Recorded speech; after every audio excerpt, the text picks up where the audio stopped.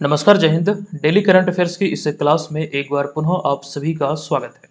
इस वीडियो में 24 और 25 जून 2024 से संबंधित प्रश्नों को आप देखेंगे, जिसमें बिहार राष्ट्रीय अंतर्राष्ट्रीय तीनों घटनाओं का संग्रह होगा और तमाम जानकारी हम यहाँ पर आपको विस्तृत तौर पर देने वाले हैं।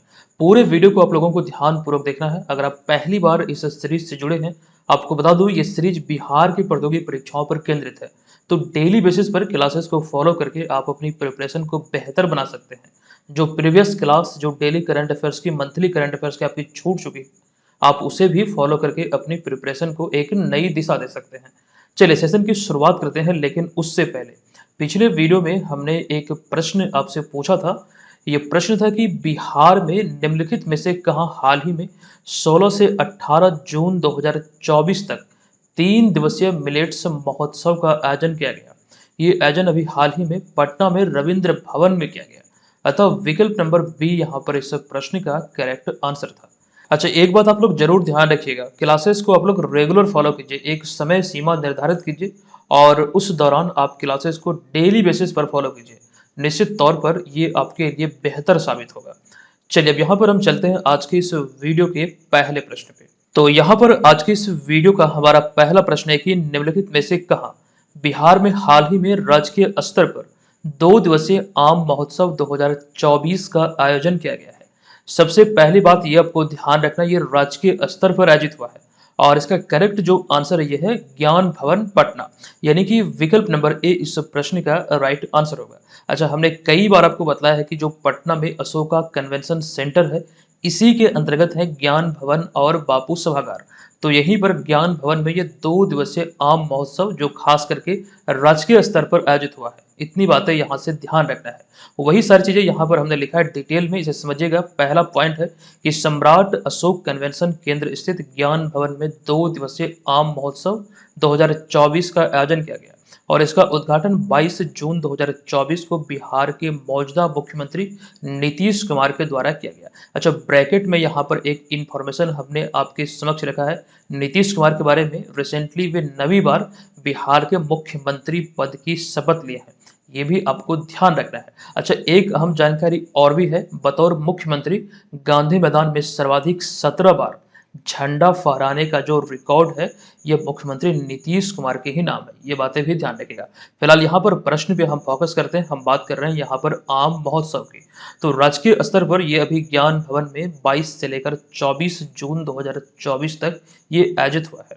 यहाँ पर तस्वीरों में इसकी कुछ झलकियों को आप देख सकते हैं। अच्छा, इसका उद्घाटन नीतीश कुमार के द्वारा किया गया, ये जरूर ध्यान आपको रखना है।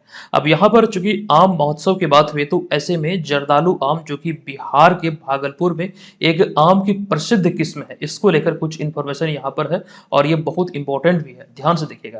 देखिए, इसमें पहला पॉइंट है कि जर्दालू आम बिहार में आम की एक प्रसिद्ध किस्म है। ऐसा माना जाता है कि इसकी जो उत्पत्ति है ये बिहार के भागलपुर जिले में हुई थी। इतनी जानकारी आपको ध्यान रखना है। जर्दालू आम की जब भी चर्चा होगी तो मूल रूप से ये भागलपुर से ही रिलेट किया जाएगा। अच्छा, यहाँ पर जर्दालू आम की बात हो रही है तो आपको बता दूं कि बिहार से जिस भी उत्पाद को जीआई टैग मिला है उसमें जर्दालू आम भी शामिल है। जर्दालू आम को वर्ष 2017 में जीआई टैग मिला था। अच्छा, किसी भी वस्तु या फिर उत्पाद को जो जीआई टैग मिलता है वो 10 वर्ष की अवधि के लिए मिलता है, ये भी बहुत ही इंपॉर्टेंट है, ध्यान रखना है। अच्छा, एक बात और, जीआई टैग रजिस्ट्री का जो मुख्यालय है ये तमिलनाडु चेन्नई में है। अब यहाँ पे देखिए, जीआई टैग 2017 में मिला था, इसके बाद जर्दालू आम की जो डिमांड थी वो काफी बढ़ गई थी, तो इस पॉइंट को भी यहाँ पर हमने इंडिकेट कर दिया है। अच्छा, बिहार में अगर हम बात करें वैसे उत्पादों की जिसे जीआई टैग मिला है, क्योंकि यहाँ पर आम एक कृषि उत्पाद है, तो कृषि कैटेगरी में अगर हम देखें तो कृषि उत्पादों में अब तक बिहार को जो मतलब बिहार के जितने उत्पादों की बात जो हम कर रहे हैं, तो इनमें 6 उत्पादों को जीआई टैग मिला है। अच्छा, कृषि उत्पादों में पिछला जो जीआई टैग बिहार को मिला पिछले साल 2023 में, दरअसल ये चनपटिया जो एक प्रखंड है पश्चिमी चंपारण बिहार में, यहाँ की मरचा चावल को जीआई टैग दिया गया और कृषि कैटेगरी में देखा जाए तो ये छठा उत्पाद है बिहार से जिसे जीआई टैग मिला। अच्छा, रिसेंटली एक जानकारी ये भी नया सामने निकल कर आता है कि वर्तमान में बिहार की कृषि मंत्री कौन है, जो नवीनतम मंत्रिमंडल गठित हुआ है, तो इसके आधार पर आपको ध्यान रखना, मंगल पांडे वर्तमान में बिहार के कृषि मंत्री हैं। तो फिलहाल यहाँ पर इतनी सारी इन्फॉर्मेशन ध्यान रखना है। अच्छा, बिहार के जीआई टैग प्राप्त उत्पादों की बात हो रही है तो हमने कई बार आपको बताया है, फिलहाल आज हम स्किप कर रहे हैं। अब यहाँ पर हमारा दूसरा प्रश्न आपके समक्ष है कि हाल ही में हुई घोषणा के अनुसार बताएं कि बिहार के कितने लेखकों को साहित्य अकादमी द्वारा युवा पुरस्कार तथा बाल साहित्य पुरस्कार 2024 से सम्मानित किया गया है। देखिए, यहाँ पर आपको ये प्रश्न को इम्पोर्टेंट प्रश्नों की श्रेणी में रखना है। देखिए, रिसेंटली साहित्य अकादमी द्वारा जो युवा पुरस्कार और बाल साहित्य पुरस्कार 2024 की घोषणा हुई है, उसमें बिहार के 2 लेखक शामिल हैं। तो जो विकल्प हैं, विकल्पों के आधार पर बी नंबर यहाँ पर इसका करेक्ट आंसर हो जाएगा।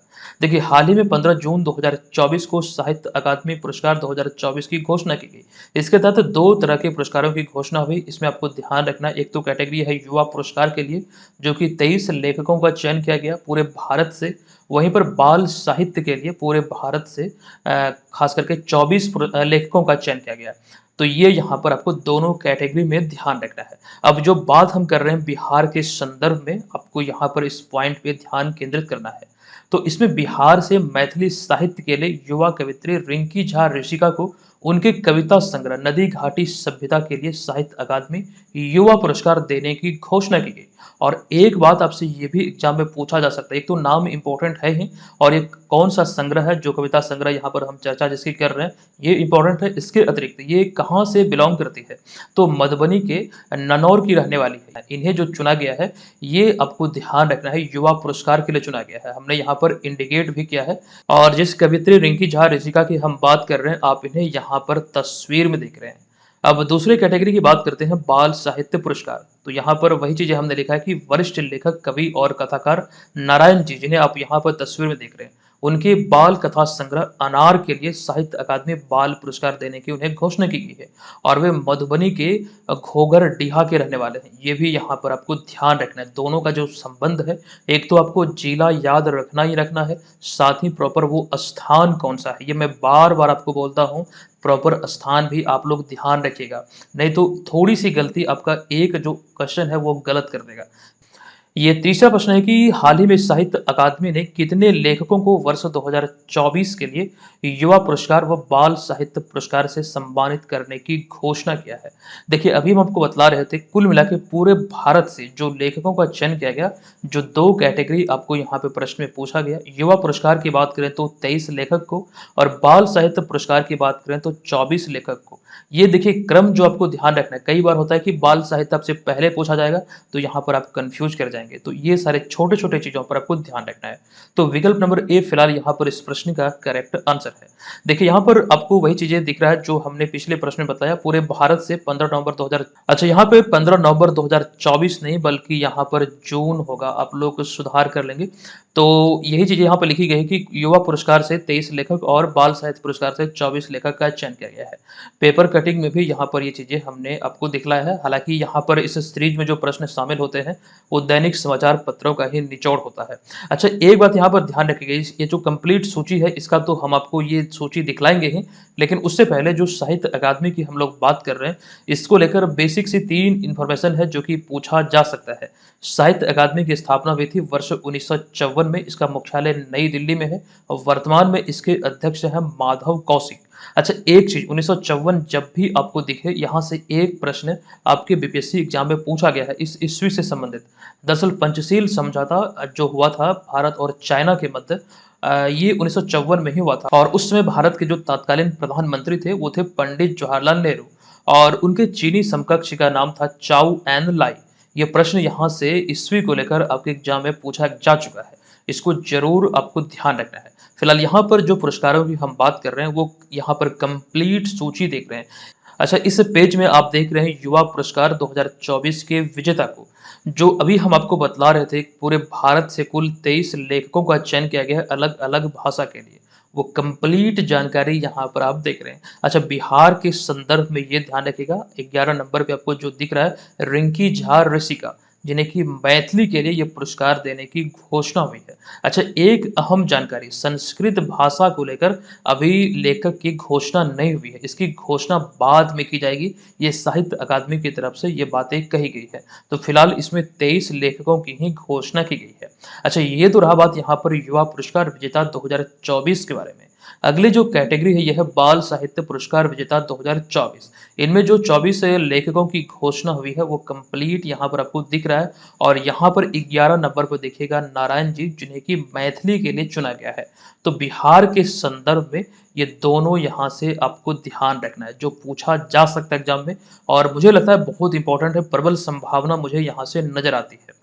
चलिए अब यहाँ पर हम चलते हैं अगले प्रश्न पे। अच्छा, एक बात दोनों में से जरूर एक ये भी ध्यान रखना है आपको, हिंदी और अंग्रेजी यहाँ पर बहुत इंपॉर्टेंट हो जाता है। हिंदी और अंग्रेजी के लिए किन्हें दिया गया युवा पुरस्कार और साथ साथ बाल साहित्य पुरस्कार। ये हिंदी, अंग्रेजी, मैथिली ये सभी आपके लिए ज्यादा इंपॉर्टेंट होते हैं। ये इन सभी पर आपको ध्यान केंद्रित करना है। अच्छा, आगे बढ़ने से पहले आपको बता दूं, इस सीरीज को पहली बार अगर आप देख रहे हैं तो हमारे तमाम स्टडी मटेरियल और नोट्स के लिए आप प्ले स्टोर से बीएम ऑनलाइन लर्निंग ऐप को डाउनलोड कीजिए और इस वाले कोर्स को ज्वाइन करके आपके जो भी आगामी एग्जाम है, जो खास करके बिहार के प्रतियोगी परीक्षाएं हैं, अपने प्रतियोगी परीक्षाओं के लिए डेली बेसिस पर, मंथली बेसिस पर, ईयरली बेसिस पर यहाँ से नोट्स, मटेरियल आदि प्राप्त करके अपने प्रिपरेशन को बेहतर बना सकते हैं। और ये एक नॉमिनल सा चार्ज पर, नाम मात्र की फी पर आप सभी के लिए उपलब्ध है। इस कोर्स की एक खास विशेषता यहाँ पर ये भी आपको दिखता है कि जब भी आप इसे ज्वाइन करेंगे 2023 जनवरी महीने से अब तक का जो पिछला जो मटेरियल है वो भी डेली, मंथली और ईयरली वाला एकदम से मिल जाएगा। जिस तिथि से आप ज्वाइन करेंगे तब से जितने दिनों का आपका प्लान होगा, चाहे वो 6 महीने हो, 12 महीने हो, 18 महीने हो, तब तक ये प्लान आपका वैलिड रहेगा। तो ये बिहार की सभी प्रतियोगी परीक्षाओं के लिए आपके लिए उपयोगी होने वाली है। हालांकि अगर आप बीपीएससी 17वीं की प्रिपरेशन में लगे हैं तो आप इस वाले कोर्स को परचेज कीजिएगा एप्लीकेशन से, जिसमें हम आपको यहाँ पर जो मटेरियल दिख रहा है आपको, ये तमाम चीजें आपको इसमें मिलेगी। और करेंट अफेयर्स का जो पैकेज है जिसको लेकर यहाँ पर आप ये वाले कोर्स को देख रहे हैं, ये भी कोर्स आपको इसी में मिल जाएगा अगर आप इसको परचेज करते हैं तो। और आपको ये ध्यान रखना है, परीक्षा की जो संभावित तिथि है यह है 30 सितंबर 2024। तो समय के पूर्व चलिए, प्रिपरेशन को बेहतर बनाइए, निश्चित तौर पर आप सिलेक्शन पाएंगे। युद्ध से पहले युद्ध की तैयारी होती है और आपको तैयारी में अब लग जाना चाहिए, क्योंकि समय अब बहुत कम है। एप्लीकेशन को डाउनलोड कीजिए और वहीं पर आपको तमाम चीजें मिल जाएगी। चलिए यहाँ पर अब हम आ चुके हैं चौथे प्रश्न पे। यह प्रश्न है कि हाल ही में पुस्तक अ fly on the RBI wall का विमोचन किया गया। बताएं कि इस पुस्तक के लेखक कौन है। देखिए, इस पुस्तक के लेखक की बात हुई है, इसका लेखक का नाम है अल्पना कीलावाला, यानी कि विकल्प नंबर सी। देखिए, यहाँ पर आपको बता दूं कि अल्पना कीलावाला द्वारा हालिया लिखित अ fly on the RBI wall, इसी को यहाँ पर अंग्रेजी में लिखा गया अ fly on the RBI wall and insider view of the central bank नामक पुस्तक का विमोचन हुआ। इस पुस्तक को आप यहाँ पर देख सकते हैं। देखिए, यहाँ पर इसके लेखक की बात हो रही है, तो इस पुस्तक के लेखक कौन है, तो अल्पना कीलावाला, ये यहाँ पर आपको ध्यान रखना है।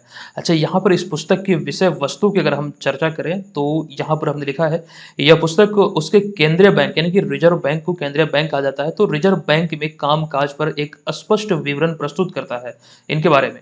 और इसके अतिरिक्त इसमें हर्षद मेहता घोटाले और साथ साथ 1990 के दशक के आर्थिक सुधारों जैसे महत्वपूर्ण घटनाओं के दौरान बैंक के संचार को प्रतिबंधित करने में उनके अनुभवों और चुनौतियों का वर्णन करता है। यानी कि ये इस पुस्तक की विषय वस्तु है। हालांकि ये इतना इंपॉर्टेंट नहीं है, बस यहाँ पर इस पुस्तक का नाम ध्यान रखिए, लेखक या फिर लेखक का नाम आपको जो भी पुस्तक से संबंधित होते हैं वो चीजें आपको याद रखनी होती है, जो एग्जाम में इसी तरह का फिलहाल पूछा जा रहा है, यही पैटर्न है। अच्छा, यहाँ पर देखिएगा आरबीआई की बात हुई है, तो आरबीआई को लेकर एक जानकारी रिसेंटली हमने आपको दिया था, ये वाला जून 2024 में, इसी महीने में दिया है। लगातार 8वीं बार है जब रेपो रेट को 6.5% पर बरकरार रखने का फैसला अभी हाल ही में आरबीआई ने किया है। अच्छा, रेपो रेट और रिवर्स रेपो रेट क्या होता है, डिटेल इन्फॉर्मेशन यहाँ पर हमने लिख भी दिया है।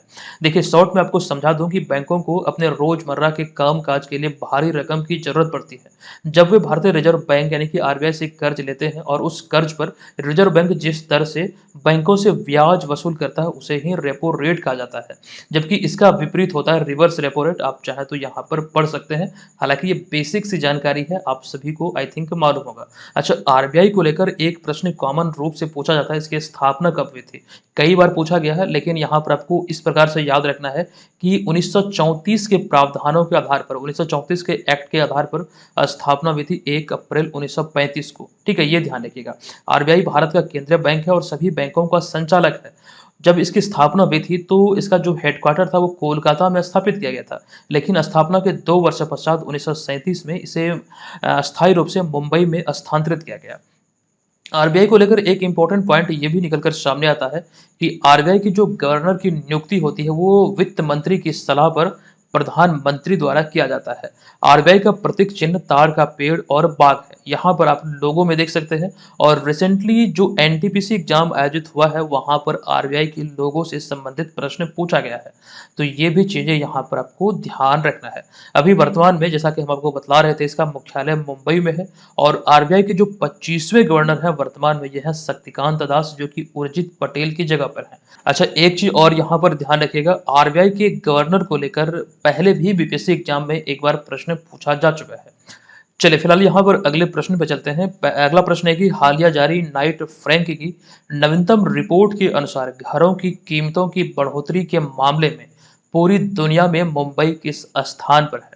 जो यहाँ पर खास करके रैंकिंग जारी हुई नाइट फ्रैंक के द्वारा, जो प्रमुख शहर है जहाँ पर घरों के दाम बढ़े हैं, उसी को लेकर ये रिपोर्ट जारी हुआ है। और यहाँ पर पूछा गया कि पूरी दुनिया में मुंबई कौन से स्थान पर है इस मामले में। देखिए, इस मामले में मुंबई जो है अपना जो मतलब भारत का एक प्रमुख शहर है, जो वित्तीय राजधानी है, ये तीसरे स्थान पर है पूरी दुनिया में। आप यहाँ पर इसको डिटेल में समझिएगा। इसमें हमने लिखा है कि लंदन स्थित ये जो कंपनी है नाइट फ्रैंक, जो कि रियल एडवाइजरी कंपनी है, ये इसी को यहाँ पर हमने एकदम विस्तार में लिखा है कि लंदन स्थित real estate advisory company Knight Frank द्वारा हालिया जारी एक रिपोर्ट के अनुसार घरों की कीमतों में बढ़ोतरी के मामले में मुंबई दुनिया में तीसरे स्थान पर है। अच्छा, इस रिपोर्ट की बात करें तो इस साल जनवरी से मार्च 2024 के दौरान घर की कीमतों में जो बढ़ोतरी हुई है, इसी पर ये आधारित है। इस रिपोर्ट की बात करें तो इसमें ध्यान से देखिएगा, जो फिलीपींस का जो मनीला शहर है, ये इस सूची में पहले स्थान पर है। जापान का टोक्यो शहर, जो कि इसका राजधानी भी है जापान की, तो ये दूसरे स्थान पर है। जो भारत की फाइनेंशियल कैपिटल है मुंबई, ये इसमें तीसरे स्थान पर है। उसके बाद यहाँ पर अगला जो है नई दिल्ली, जो कि भारत की राजधानी है। इसमें एक यहाँ पर मिस टाइपिंग हुआ है। अगर हम भारतीय शहरों की बात करें तो टॉप 5 में ये 2 शहर, यहाँ पर 4 नंबर नहीं बल्कि 5वें नंबर पर है नई दिल्ली। इसको ध्यान रखिएगा, ये यहाँ पर भारत का शहर था, इसी वजह से यहाँ पर हमने शामिल किया है। तो इसमें टॉप 3 में अगर हम देखें तो मनीला, टोक्यो और मुंबई है, जबकि वहीं पर टॉप 5 की बात करें तो इसमें 5वें नंबर पे नई दिल्ली भी शामिल हो जाता है। अच्छा, यहाँ पर जो तस्वीर में आप देख रहे हैं, ये है गेटवे ऑफ इंडिया, जो कि मुंबई में है। अच्छा, गेटवे ऑफ इंडिया और इंडिया गेट में बहुत सारे लोगों को कंफ्यूजन होता है। देखिए, इंडिया गेट है दिल्ली में, जबकि गेटवे ऑफ इंडिया है मुंबई में। ये यहाँ पर ध्यान रखना है। अब आगे बढ़ते हैं और एक जानकारी आपको दे दूं, इस रिपोर्ट में भारत को लेकर एक अहम बात निकलकर सामने आती है। देखिए, इस रिपोर्ट के अनुसार भारत का रियल एस्टेट बाजार वर्ष 2034 तक करीब 3 गुना होकर 1487 अरब डॉलर का हो जाएगा, जो 2024 में बढ़कर $482 हो चुका है। वर्तमान में इतना है, लेकिन 2034 तक बढ़कर हो जाएगा 1487 अरब डॉलर का। इस रिपोर्ट में ये सारी बातें कही गई है। तो ये प्रश्न है कि हाल ही में fast track immigration trusted traveller programme यानी कि एफटीआई टीटीपी लॉन्च करने वाला भारत का पहला हवाई अड्डा कौन बना है? देखिए, बहुत ज़्यादा ये सुर्खियों में है। फिलहाल यहाँ पर इसका जो राइट आंसर है ये है दिल्ली एयरपोर्ट, जिसे कि इंदिरा गांधी अंतर्राष्ट्रीय हवाई अड्डा या फिर आईजीआई एयरपोर्ट भी कहा जाता है। अतः विकल्प नंबर सी यहाँ पर इस प्रश्न का राइट आंसर होगा। अब यहाँ पर देखिएगा ध्यान से, हाल ही में इंदिरा गांधी अंतर्राष्ट्रीय हवाई अड्डा, जो कि दिल्ली में है, इसके टर्मिनल 3 पर fast track immigration trusted traveller programme यानी कि एफटीआई टीटीपी लॉन्च किया गया। शॉर्ट में ये कहा जाता है, ये भी आपको ध्यान रखना है। हो सकता है एग्जाम में बस ये शॉर्ट फॉर्म ही पूछा जाए, ये जरूर आपको ध्यान रखना है, ठीक है। चलिए आगे चलते हैं। यहाँ पर देखिए, इसका जो उद्घाटन है अभी हाल ही में 22 जून 2024 को केंद्रीय गृह व सहकारिता मंत्री अमित शाह के द्वारा किया गया। आप यहाँ पर तस्वीर में भी देख सकते हैं। और यहाँ पर एक दो बातें ये निकलकर सामने आती है कि इस तरह यह भारत का पहला हवाई अड्डा बन गया है, जहाँ पर इस तरह का पहल शुरू किया गया है। इस पहल की बात करें हम यहाँ पर, तो इस पहल का जो उद्देश्य है, ये दूसरे देशों से आने वाले भारतीय नागरिकों या फिर भारत की विदेशी नागरिकता प्राप्त जो भी यात्री हैं, जिसे कि ओसीआई कहा जाता है शॉर्ट में, यानी कि ओवरसीज सिटीजनशिप ऑफ इंडिया, तो इसकी सुविधा बढ़ाएगी, ये यहाँ ध्यान रखिए। अच्छा, एक बात और भी यहाँ से निकलकर सामने आती है, यह दिल्ली हवाई अड्डा के अतिरिक्त 7 अन्य प्रमुख हवाई अड्डों, जिनमें कि मुंबई, चेन्नई, कोलकाता, बेंगलुरु, हैदराबाद, कोची और अहमदाबाद में भी जल्द शुरू किया जाएगा। ये यहाँ पर ध्यान रखिए। हालांकि ये जो पहल है ये पूरे भारत में यानी कि देश के 21 हवाई अड्डों पर लॉन्च किया जाएगा, लेकिन शुरुआती चरण में ये 7 हवाई अड्डों का चयन किया गया है और इसके तहत जो पहली बार ये शुरू हुआ है कहाँ पर हुआ है, तो IGI हवाई अड्डा दिल्ली में। ये यहाँ ध्यान रखिए। चलिए फिलहाल स्किप करते हैं, चलते हैं अगले प्रश्न पे। ये प्रश्न है कि हाल ही में 10 जून 2024 को प्रकाशित हुई आत्मकथा आई हैव द स्ट्रीट्स अ कुट्टी क्रिकेट स्टोरी का संबंध किस भारतीय क्रिकेटर से है? देखिए यहाँ पर इसका जो राइट आंसर होगा यह है विकल्प नंबर डी, यानी कि रविचंद्रन अश्विन से संबंधित है ये बुक। और यहाँ पर इसको लेकर डिटेल इंफॉर्मेशन आप देखेंगे जो खास करके एग्जाम में पूछे जा सकते हैं। सबसे पहले ये ध्यान रखिए इस पुस्तक का नाम क्या है, तो I have the streets of कुट्टी क्रिकेट स्टोरी। इसी पुस्तक की बात करते हैं, यह पुस्तक भारतीय क्रिकेटर रविचंद्रन अश्विन की आत्मकथा है, यानी कि ऑटोबायोग्राफी है। जो आप इसके कवर पेज को यहाँ पर देख रहे हैं, जो शख्स आपको दिख रहा है यही है महान क्रिकेटर रविचंद्रन अश्विन। यह किताब रविचंद्रन अश्विन के जीवन पर प्रकाश डालता है और यहाँ पर एक इम्पॉर्टेंट जानकारी जो निकल कर आती है, इस पुस्तक के लेखक कौन है, तो इस पुस्तक में उन्होंने यानी कि इस पुस्तक को उन्होंने लेखक सिद्धार्थ मोंगा के साथ मिलकर लिखी है। यानी कि इस पुस्तक के लेखक संयुक्त तौर पर आर अश्विन और सिद्धार्थ मोंगा है। ये यहाँ पर ध्यान रखिए। हालांकि अगर हम बात करें क्रिकेटरों की आत्मकथा के बारे में, तो हम कई बार आपको ये जानकारी दिए हैं, जब पुस्तकों की हम चर्चा कर रहे होते हैं तो वहां पर हमने आपको बतलाया है। इस तरह की जानकारी आपको आई थिंक मालूम होगी। फिलहाल आज हम इसे स्किप करते हुए चलते हैं अगले प्रश्न पे। यहाँ पर अगला प्रश्न है कि किस राज्य सरकार ने हाल ही में पुरुष और महिला भारतीय हॉकी टीमों, जिनमें कि सीनियर और जूनियर दोनों वर्ग शामिल है, इसके लिए 2036 तक स्पॉन्सरशिप करने का फैसला किया है? तो ये स्पॉन्सरशिप करने का फैसला अभी हाल ही में उड़ीसा सरकार द्वारा किया गया है। विकल्प नंबर सी यहाँ पर इस प्रश्न का राइट आंसर होगा। देखिए भारत की खेल हॉकी की यहाँ पर बात हो रही है, तो हॉकी को लेकर रिसेंटली हमने कुछ अहम जानकारी आपको दिया है, आप यहाँ पर इस स्लाइड में देखेंगे। दरअसल अभी हाल ही में अंतर्राष्ट्रीय हॉकी फेडरेशन द्वारा रैंकिंग जारी हुई, तो इस नवीनतम रैंकिंग की बात करें जो अंतर्राष्ट्रीय हॉकी फेडरेशन यानी कि FIH द्वारा जारी हुआ, इसमें भारतीय पुरुष हॉकी टीम को चौथे स्थान पर रखा गया। यानी कि वर्तमान में भारतीय पुरुष हॉकी टीम इस रैंकिंग के अनुसार चौथे स्थान पर है, जबकि महिला टीम ये 9वें स्थान पर है। आप यहाँ पर देख सकते हैं पुरुष वर्ग की बात करें, जो कि ये जो आंकड़े जारी हुए थे मार्च 2024 में, ये नवीनतम डेटा है। इसमें नीदरलैंड शीर्ष पर है, उसके बाद बेल्जियम, फिर जर्मनी और अपना भारत इसमें चौथे स्थान पर है पुरुष वर्ग में। जबकि वहीं पर महिला वर्ग की बात करें तो इसमें भी नीदरलैंड शीर्ष पर है, उसके बाद अर्जेंटीना, फिर जर्मनी और महिला वर्ग में भारत का जो स्थान है वो 9वां है। ये यहाँ पर ध्यान रखें, बहुत इंपॉर्टेंट है, इसको आपको समझना है, ध्यान रखना है। चलिए अब यहाँ पर हम चलते हैं अगले प्रश्न पे। ये प्रश्न है कि बताएं कि हाल ही में किस तिथि को 18वीं लोकसभा का पहला सत्र शुरू हुआ है, जो कि 3 जुलाई 2024 तक चलेगा। देखिए इसकी शुरुआत हुई है 24 जून 2024 को, अतः विकल्प नंबर ए यहाँ पर करेक्ट है। आपको बता दूं कि 18वीं लोकसभा का पहला सत्र 24 जून 2024 से 3 जुलाई 2024 तक संचालित होगा और इस सत्र में कुल 8 बैठकें होगी। और इस सत्र की बात करें तो लोकसभा के नवनिर्वाचित सदस्य इसमें शपथ लेंगे, यानी कि ये जो संचालित हो रही है, एक दिन तो गुजर गया है और इसमें आपको ध्यान रखना अध्यक्ष का भी चुनाव होना है, साथ ही साथ भारत के राष्ट्रपति का अभिभाषण और उस पर चर्चा आदि होगी। ये चीजें बहुत इंपॉर्टेंट हो जाती, कई सारे प्रश्न यहाँ से निकल कर आएंगे, जो भी निकल कर आएंगे हम आगे आपको बतलाते चलेंगे।